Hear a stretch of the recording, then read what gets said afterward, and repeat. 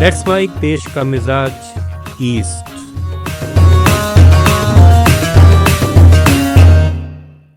Let's mic देश का मिजाज और खबरें पूर्वी भारत से।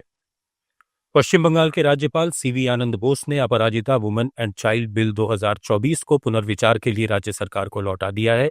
इस बिल में बलात्कार की सजा 10 साल से बढ़ाकर आजीवन कारावास या मृत्युदंड करने का प्रावधान है। राजभवन के एक अधिकारी ने बताया कि गृह मंत्रालय ने इस प्रावधान को अत्यधिक कठोर और असंगत माना है। बिल में मृत्युदंड और जजों के विवेक को हटाने पर भी आपत्ति जताई गई है। राज्यपाल ने सरकार से इन मुद्दों पर फिर से विचार करने को कहा है। केंद्रीय मंत्री और लोक जनशक्ति पार्टी रामविलास के प्रमुख चिराग पासवान ने बिहार में बढ़ते अपराधों पर नाराजगी जताई है। बिहार में अपराध की घटनाएं बेलगाम हैं और प्रशासन पूरी तरह नाकाम साबित हो रहा है। चिराग ने पत्रकारों से कहा कि अपराधों की श्रृंखला बन गई है और प्रशासन अपराधियों के सामने लाचार दिख रहा है।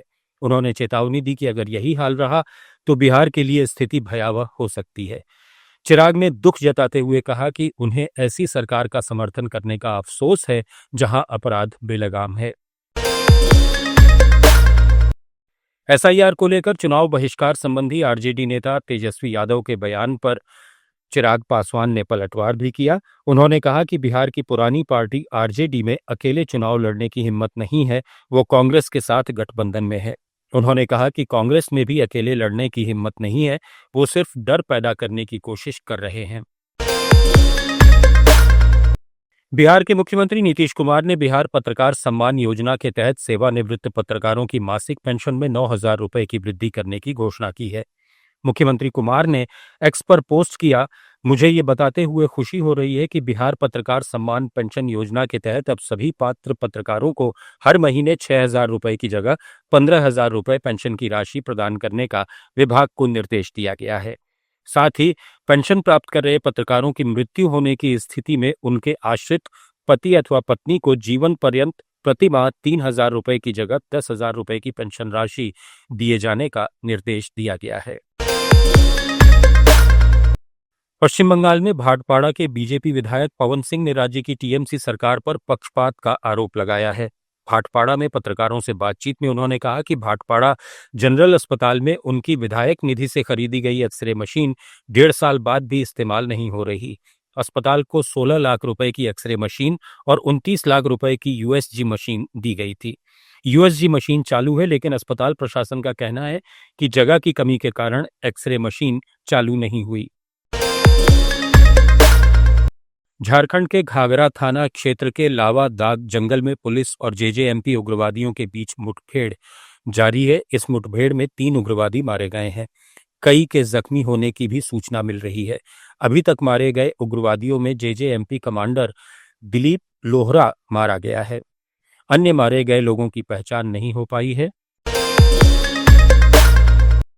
झारखंड सरकार द्वारा अटल मोहल्ला क्लिनिक का नाम बदलकर mother Teresa advanced health clinic करने के फैसले पर सियासत तेज हो गई है। भाजपा सांसद निशिकांत दुबे ने झारखंड की हेमंत सोरेन सरकार पर निशाना साधा है। उन्होंने कहा कि मदर टेरेसा से कोई दिक्कत नहीं है, वो विदेशी थीं। इस राज्य का निर्माण अटल बिहारी वाजपेयी ने किया था। अगर मदर टेरेसा के नाम पर कुछ करना है तो अलग से करें। किसी का नाम मिटाकर दूसरे का नाम स्थापित करने से मदर टेरेसा की आत्मा को शांति नहीं मिलेगी।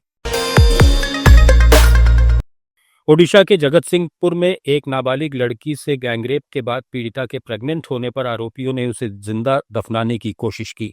वारदात में शामिल 3 में से 2 को गिरफ्तार कर लिया गया है, जबकि तीसरा फरार है। पुलिस के अनुसार बनशबारा गांव के रहने वाले 2 भाइयों और एक अन्य ने नाबालिग लड़की से लंबे समय तक गैंगरेप किया। वहीं बिहार के बोधगया में होमगार्ड भर्ती परीक्षा के दौरान बेहोश होने के बाद एक 26 वर्षीय महिला ने आरोप लगाया है कि चलती एम्बुलेंस में उससे सामूहिक बलात्कार किया गया। प्राथमिकी दर्ज होने के कुछ ही घंटों बाद पुलिस ने एम्बुलेंस चालक और गाड़ी में सवार तकनीशियन को गिरफ्तार कर लिया। देश का मिजाज में फिलहाल इतना ही। जुड़े रहिए लेट्स माइक के साथ। आप सुन रहे थे let's make more than radio.